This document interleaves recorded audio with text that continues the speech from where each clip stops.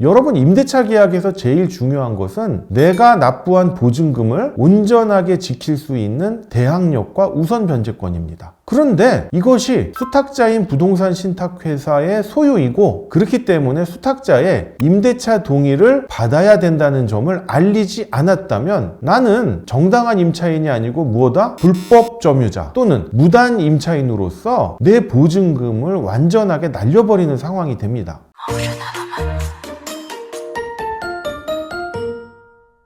안녕하세요. 신탁의 신 오상민 변호사입니다. 이번 영상은요, 신탁 전세 사기를 사기죄로 고소하는 데 중요한 핵심 포인트에 대해서 설명드리겠습니다. 제가 최근에 어떤 의뢰인 분을 상담을 했는데요, 신탁 전세 사기를 당하시고 돈이 아까워서 본인이 혼자서 형사 고소를 했는데, 당연히 신탁 전세 사기니까 사기죄가 인정될 줄 알았는데 사기죄가 인정되지 않고 무혐의 결정이 내려져서 불송치 결정을 받았다는 것입니다. 그래서 제가 해당 의뢰인이 직접 작성한 고소장을 살펴보았는데 완전히 포인트를 잘못 잡으셨더라고요. 그래서 제가 이 영상을 긴급히 제작하게 되었습니다. 물론 금전적인 여력이 있어서 변호사를 통해서 신탁 전세 사기에 대해 사기죄 고소를 진행하면 좋지만, 금전적인 여력이 없어서 혼자서 나홀로 형사 고소를 진행하는 분들에게 조금이나마 도움이 되고자 본 영상을 제작하게 되었습니다. 신탁 전세 사기에 대해서 나홀로 형사 고소를 진행하시는 분들의 특징은 뭐냐면, 유튜브나 인터넷 찾아보면 신탁 전세 사기에 대해서 자료들이 많이 있습니다. 그러다 보니까 이거 신탁 전세 사기는 고소만 하면 다 인정이 되나 보다, 이렇게 생각하시는 분들이 많아요. 그런데 나홀로 형사 고소를 진행해가지고 불송치 결정을 받은 의뢰인의 사례에서 알 수 있듯이 신탁 전세 사기는 단순히 사기죄 고소와 달리 추가적으로 특별한 상황을 입증하셔서 강조하셔야 됩니다. 제가 해당 의뢰인이 나홀로 작성한 고소장을 살펴보았는데요, 임대차 계약을 체결할 때 위탁자인 임대인이 자력이 충분해서 임대차 보증금을 반환할 수 있다라고 했는데, 막상 임대차 기간이 종료돼서 임대차 보증금 반환을 청구하니까 위탁자인 임대인이 하나도 자력이 없고 임대차 보증금을 반환할 수 없는 상황이다 라는 점에 초점을 맞췄더라고요. 그런데 여러분, 이런 식으로 초점을 맞추면요, 위탁자인 임대인이 임대차 계약을 체결할 때 이러한 임차 목적물이 수탁자인 부동산 신탁회사의 소유이고, 신탁부동산이라는 점을 알리든 말든 그냥 위탁자인 임대인이 임대차 보증금을 반환할 수 있는 자력이 있다면 임차 목적물이 신탁부동산인지 여부를 알려주지 않아도 얼마든지 임대차 계약을 체결할 수 있다는 것과 다를 바가 없습니다. 신탁 전세 사기에서의 핵심은 뭐냐면요, 임차 목적물이 신탁부동산으로서 수탁자인 부동산 신탁회사의 소유라는 점입니다. 그렇기 때문에 소유자인 수탁자의 임대차 동의서가 반드시 필요해요. 이러한 임대차 동의서를 받아야만 단순히 주택임대차보호법상 또는 상가임대차보호법상의 대항력과 우선 변제권을 취득하는 것에 더하여 수탁자인 부동산 신탁회사에게 대항할 수 있는 추가적인 대항력을 확보하는 것이기 때문입니다. 수탁자에게 대항할 수 있어야 해당 신탁부동산이 공매 또는 수의매매 계약을 통해서 처분될 때 그 낙찰 대금에서 여러분들이 우선 변제받을 수 있는 우선 변제권을 취득하는 것이기 때문입니다. 여러분, 임대차 계약에서 제일 중요한 것은 내가 납부한 보증금을 온전하게 지킬 수 있는 대항력과 우선 변제권입니다. 그런데 이것이 수탁자인 부동산 신탁회사의 소유이고, 그렇기 때문에 수탁자의 임대차 동의를 받아야 된다는 점을 알리지 않았다면 나는 정당한 임차인이 아니고 무엇다? 불법 점유자 또는 무단 임차인으로서 내 보증금을 완전하게 날려버리는 상황이 됩니다. 따라서 위탁자인 임대인이 임대차 계약을 체결할 때는요, 이것은 나의 소유가 아닌 수탁자인 부동산 신탁회사의 소유이고, 그렇기 때문에